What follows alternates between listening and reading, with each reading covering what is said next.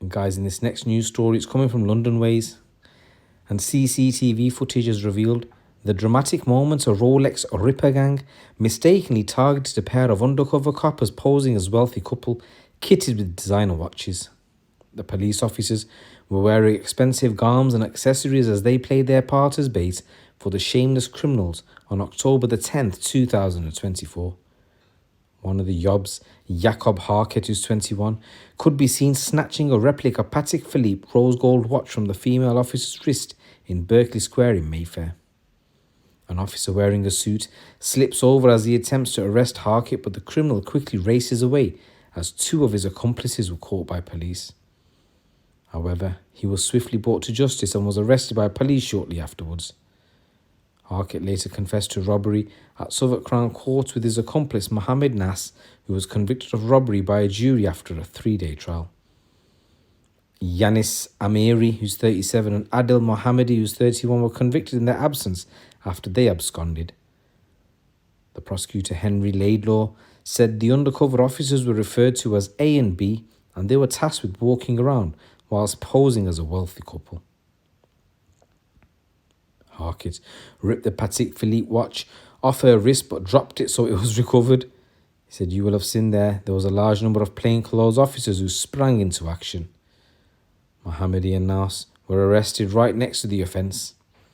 Jurors were shown several clips showing the officers walking from Berkeley Square to Hay Mews on the evening of the 10th of October, where they had been followed by the thieving trio.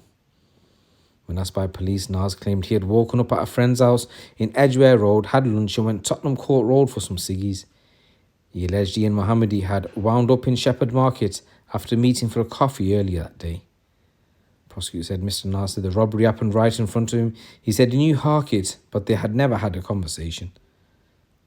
The prosecution's case, as evidenced by the phone, is that he knew Harket well and had a lot of communications the months leading up to the robbery. Prosecutor goes, phones were downloaded and a number of internet searches have been made by Nas on 9th of October for Richard Mille watches. He said Mr. Nas did exactly what he was required to do, make sure they were under observation at all times. He said it's the prosecution's case that Nas was an essential cog in a machine and played a knowing and willing part in this despicable robbery. Nas appeared in the dock aided by an Arabic interpreter, denied but was convicted of robbery. Mohammadi and Amiri were convicted in their absence, whilst Harket admitted robbery. Sentencing has been adjourned until June 2025. Arrest warrants have been issued for Mohammadi and Amiri. Early this week, there was an Algerian national, Anis Bemri. He was jailed for 32 months for robbing a tourist, Carl Christian, of his £250,000 Bubba Watson watch in front of his children outside the Novikov restaurant on Berkeley Street. Spokesperson of the Met said, "Tackling violent crimes is one of the Met's priorities and we are determined to reduce the number of robberies." Uniformed plainclothes officers proactively patrol robbery hotspots to identify offences taking place, but more importantly to help prevent and deter offenders from committing robberies in the first place.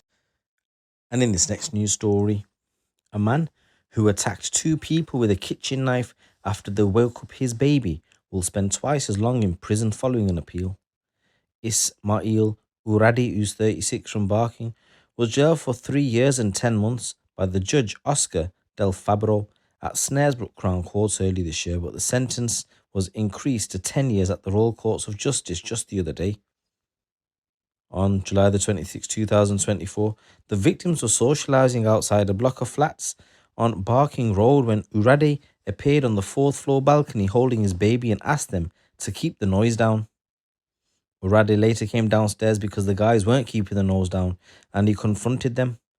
One of the men said he had not realised Uradi wanted them to leave. After telling him that they did not want any trouble, Uradi then drew a kitchen knife from his waistband and repeatedly said, "I'm going to kill you, I'm going to kill you."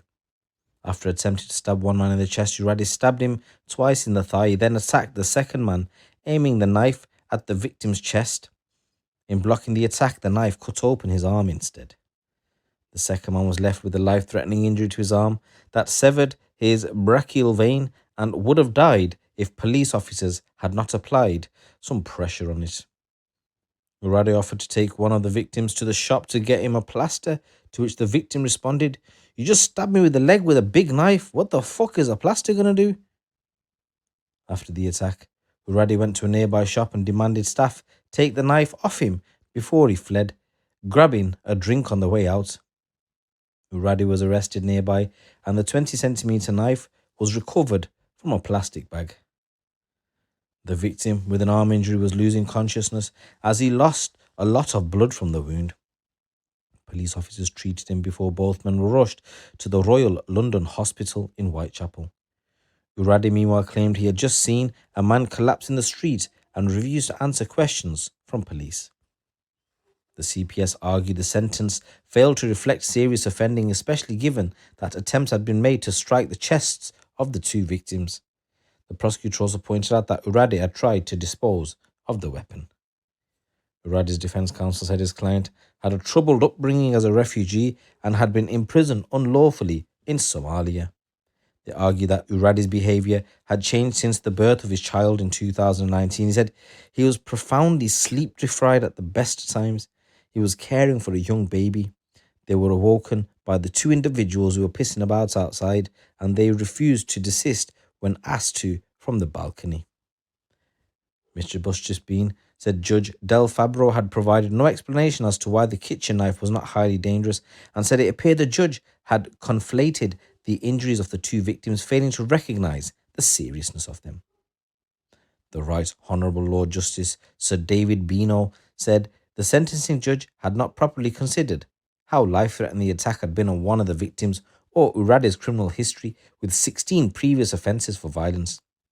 Uradi was once convicted of attempting to abduct a 13-year-old schoolgirl in Preston in 2015 and for doing an essay on a woman in Mile End in 2017. Uradi's sentence was quashed for being unduly lenient, and count 1 of GBH with intent increased from 3 years and 10 months to 10 years due to the nature of the injury, the weapon, and his violent history. And guys, in this next news story, a Birmingham dealer found with coke and heroin has been jailed. Kenny J. James, who's 25, had been detained and searched by officers who also carried out a search of the car he was driving in Erdington. A large quantity of drugs and 2 mobile phones were recovered. The drugs are later confirmed as 190 wraps of coke and heroin with an estimated street value of around £2,000. Police said more drugs were found after a search of his home. The 25-year-old later admitted 2 charges of possessing Class A drugs with intent to supply, and he was jailed for 4 years at Birmingham Crown Court.